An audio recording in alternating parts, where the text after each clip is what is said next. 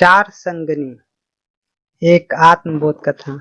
बहुत समय पहले की बात है। उत्तर दिशा में के पर्वतीय प्रदेशों में एक समृद्ध और विशाल राज्य था। राज्य का राजा एक वीर, साहसी, बुद्धिमान और बहुत धनी था।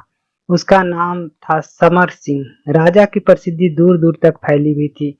उसके राज्य में प्रजा सुखी थी, धरती उपजाऊ और शत्रु भयभीत रहते थे। परंतु इस सम्राट के जीवन में एक विशेष बात थी। उसके जीवन में चार ऐसी स्त्रियां थी जो उन्हें अपनी संगनियां कहता था। ये चारों महिलाएं अलग अलग गुणों और स्वभाव की थी और राजा इन सभी से संबंध भी भिन्न भिन्न था। पहली रानी शरीर का रूप। सबसे छोटी संगनी रूपवती सौंदर्य की साक्षात मूर्ति थी। उसका रूप लावण्य अनुपम था। राजा उस पर जान छिड़कता था। हर दिन उसे कीमती वस्त्र पहनाता, स्वर्ण आभूषणों से सजाता, सुगंधित इत्रों से उसे नहलाता और महलों की सैर करवाता। रूपवती की का सौंदर्य देखकर कोई भी मोहित हो जाए। राजा उसे दरबार में भी गर्व के साथ अपने साथ ले जाता और सबको उसका परिचय बड़े शान से देता। दूसरी संगनी समृद्धि। वह धन, वैभव और राज्य की शोभा, सांसारिक संपत्तियों का प्रतीक थी।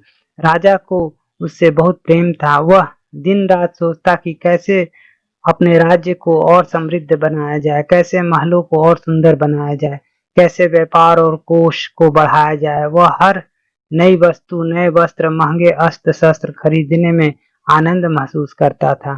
राजा ने उसे बड़ी भव्य हवेलियां, अश्व, रथ, आभूषण दिए थे। समृद्धि हमेशा राज्य के गौरव का कारण बनी रही। वह रानियों की तरह रहती, पर एक गहरी शर्त के साथ।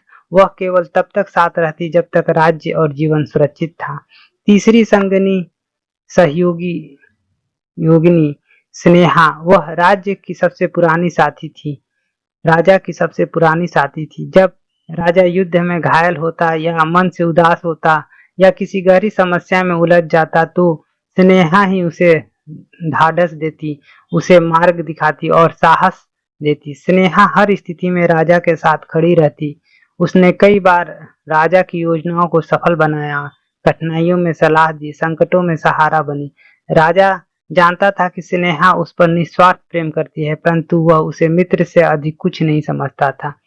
चौथी संगनी साधना। वो बहुत शांत, सरल स्वभाव, मधुर और अंतर्मुखी थी। वह महल के सबसे कोने में रहती, साधारण वस्त्र पहनती थी, सदा ध्यान, सेवा और भक्ति में लीन रहती थी। राजा शायद महीनों तक उससे बात नहीं करता था। वह कभी शिकायत नहीं करती, कभी मांग नहीं करती। वह न तो सुंदरता में दूसरे जैसी थी, न ही राजसी वैभव में रुचि रखती थी, लेकिन उसका प्रेम सच्चा था, निस्वार्थ था। राजा ने जीवन भर उसे नजरअंदाज किया, क्योंकि वह न तो दिखावे वाली थी, न ही उसमें कोई तत्कालिक सुख था।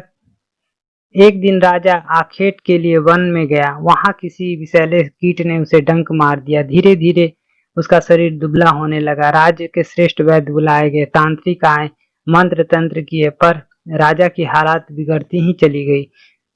आखिरकार राज वैद्य ने घोषणा की, महाराज, अब आपके जीवन के दिन गिने चुने हैं। आप कुछ ही समय के अतिथि हैं। राजा स्तब्ध रह गया। जीवन के अंत की आहट उसे पहली बार सुनाई दी। राजा ने अपनी संगनियों से विदा लेने का निर्णय किया। उसने सोचा कि वह जानना चाहता है कि इन चारों में सबसे अधिक उसके अंतिम सफर में साथ जाएगी। उसने बारी बारी से सभी को बुलाया और एक गुप्त बात बताई। मेरे पास एक प्राचीन साधु का दिया हुआ रहस्यमय यंत्र है। इस यंत्र मुझे मृत्यु के बाद स्वर्ग का द्वार खोलने में मदद करेगा, लेकिन इसके लिए मेरे साथ एक प्रिय को नरक की पीड़ा के साथ 7 साल बिताने होंगे, फिर ही हम स्वर्ग में प्रवेश कर पाएंगे। तुम मैंने तुमसे सबसे प्रेम किया है, तुम मेरे साथ चलोगी? रूपवती का उत्तर आया। वह चमकती हुई आई, जैसे कोई रत्नों से जड़ित मूर्ति हो। राजा ने पूछा, क्या तुम मेरे साथ चलोगी मृत्यु के पार? रूपवती ने एक ठंडी मुस्कान के साथ कहा, राजन, मैं आपसे प्रेम करती हूँ, लेकिन मैं केवल तब तक रह सकती हूँ जब तक आप जीवित हैं। मृत्यु मेरा अंत है, मैं आपके साथ नहीं जा सकती। राजा का दिल जैसे चूर चूर हो गया। जिस रूप की पूजा उसने जीवन भर की, वह साथ छोड़ने को तैयार थी। अब बारी समृद्धि की थी। वो कीमती वस्त्र और रत्नों से लदी हुई आई। राजा ने उससे वही प्रश्न किया। समृद्धि ने उत्तर दिया, मैंने जीवन भर आपको सुख दिया और आप मुझे सबसे प्रिय थे, पर मृत्यु के बाद मैं आपके साथ नहीं जा सकती। मैं इस संसार से जुड़ी हूँ, वहां मेरा कोई स्थान नहीं। राजा फिर निराश हुआ। वह गिनती नहीं छोड़ता, उसे छोड़ रही थी। राजा ने स्नेहा को बुलाया। उसने कहा, तुम मेरा हमेशा साथ दिया है, अब भी दोगी? स्नेहा ने उसकी आंखों में देखकर कहा, राजन, मैं आपके अंतिम संस्कार तक साथ रहूंगी। मैं आपको विदाई दूंगी, आपको चिता को अग्नि दूंगी, पर उसके पार मैं नहीं जा सकती। राजा की आंखों में अब पानी आ चुका था। जिसे उसने सच्चा साथी समझा, वह अंतिम समय तक साथ दे सकती थी। साधना का उत्तर। राजा अकेला बैठा था। तभी एक धीमी और शांत आवाज उसके कानों में पड़ी, मैं चलूंगी आपके साथ राजन, जहां आप जाएंगे मैं भी जाऊंगी, चाहे नरक हो या स्वर्ग, चाहे पीड़ा हो या शांति। राजा चौंक गया। यह आवाज साधना की थी, वही संगिनी जिसे उसने जीवन भर नजरअंदाज किया था। राजा की आंखें भर आई। वो साधना के पास गया, हाथ जोड़कर बोला, मैं तुम्हें जीवन भर भूल किया, तुम ही मेरी सच्ची साथी निकली, मैं बहुत शर्मिंदा हूँ। साधना मुस्कुराई और कहा, प्रेम में अपेक्षा नहीं होती राजन, मैं सदा आपके साथ थी और सदा रहूंगी। कहानी का तात्पर्य सीधा और गहन है। मनुष्य के जीवन में चार संगनियां होती हैं। शरीर, रूपवती, जिसे हम सजाते हैं, पोषित करते हैं, लेकिन मृत्यु के बाद यह साथ नहीं जाता।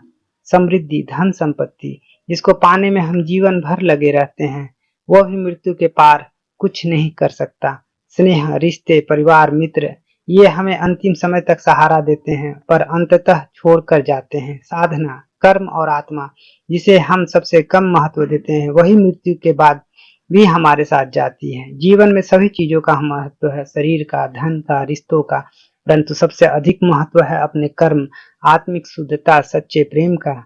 अपने शरीर का ध्यान रखे पर उसे अति न करे, धन कमाए पर उस मोह में न फंसे, रिश्ते को निभाए सहेजे पर उससे अपेक्षा से न भरे, और सबसे जरूरी अपने कर्मों को अच्छा रखे, आत्म को शुद्धि रखे, साधना से जुड़े। यही हमारे सच्चे साथी जो जीवन के पार भी हमारा साथ देंगे।